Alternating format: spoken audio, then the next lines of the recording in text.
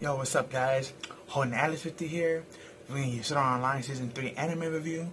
This was episode 19, titled The Sealed Right Eye. Now, this was a very, very good episode. A lot of things had happened to progress the story. It continued with Kirito telling Alice about, her past and stuff like that, her mother, her brother, her sister, the father, her village, her relationship with herself, in between Yu-Gi-Oh and her, and their little triangle gang of 3 best friends and stuff like that. Basically everything that happened last week in that filler episode when he's retelling the story, it kind of starts off like that again, but like a really short dimmed down version, just real quick to rush through it. Since we had that little filler episode last week, which I did not review because it was just a recall episode. So, but he's explaining everything to her and stuff like that, and she was like, Saka, and she just kept on saying her sister's name, and she starts to cry, and she said, I always realized in my heart that I always had a family somewhere out there, but I couldn't figure out where. And as she starts to cry, she was like, Kirito, promise me that when this is all said and done, that you let me see my family before, you bring the real Alice back. Because it was also stated that that's Alice's body, but thanks to the program in her, that's not the real Alice. She may have her voice, but in the body, but the personality is not the real Alice. And she was like, before you bring back the real Alice, I would like to at least see my parents and my sister once in my village. And he promised her that. And as he promised her that, her right eye started to turn red. And it had the same effect as what happened to Yu-Gi-Oh a couple of episodes back, when he got real upset and his eye turned red and he was able to break the system error. Well, that kind of happens to her, and Kirito's trying to calm her down, saying, you must calm down, or you keep, breaking through the system, your eye's gonna implode, like his did. But instead, she calmed down, but then she got more upset because she started thinking about the gods of the realm and the leaders of the churches and the pacifics and all that. And she opened her eyes and she started looking into the sky, saying, I'm going to save these humans from the human war against the dark territory. I'm going to protect the ones that I love, and I'm going to get my memories back no matter what.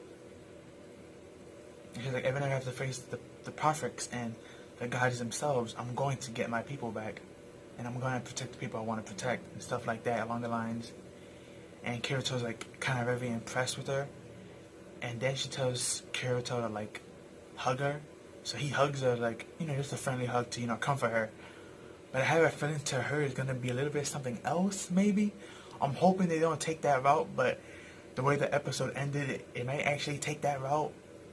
She might start liking Kirito, which, if you've ever seen the episode, the ending would clarify why that's a really bad thing. But as they talk, we get to switch over to Yu-Gi-Oh and what he's doing, and he's in this dream state, and he's going through a hallway, and someone calls him, and when he sees this person, it's the prefect of the church, and her right eyes, is glowing bright. You can't really see her face because how shiny and bright. And she stretches out her arms when she's in bed, and Kirito hugs her, and Yu-Gi-Oh, hugs her like mother, and it was this really weird scene between them. And then he asks her mother, where's father? And where's brother at? And she's like, oh, don't you remember? You killed him. And when he looked down, he's full of blood in his hands. And he wakes up from that dream, panicking and scared. And he wakes up in the Perfect's room. And it's weird because he had one job, just one job. All he had to do was stab her anywhere, just stab her with a knife. Done, set, deal. End of the season. Unfortunately, in anime, things are not that easy. And when he goes to attempt to stab her, there's a voice saying, don't do it, run, run.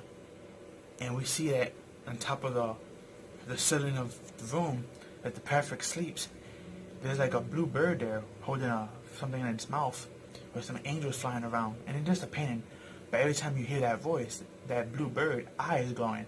So I guess that bird was the one speaking to, Yu-Gi-Oh. And he's like super hesitant because he wants to stab her, but then the bird keeps saying run, run, run. And instead of focusing on his mission, he's like torn between the two decisions. And as you could probably figure, the prefix, she wakes up, or the administrator, I should say, she wakes up, and like I said, he only had one job. All he had to do was stab her, but he failed. And she woke up, and then she started to play with his emotions more about that dream. And she started saying things about, your mother really never loved you. She was just giving you the leftover loves from her brothers and husband, from your brothers and her husband, and stuff like that. And he was like, no, mom loved me and only me. And she was like, no one really ever loved you. Only that girl with the red hair loved you. That's why you wanted to cut down Gigish, and the guys who were trying to, hurt her and her friend. But in the end, the one person that loved you the most, you rejected her for another who doesn't love you. And of course, she's talking about Alice. And usually I was like fighting, saying, no, you're wrong. And then she does something even grimier than just attack the heartstrings of this emotion that he's feeling.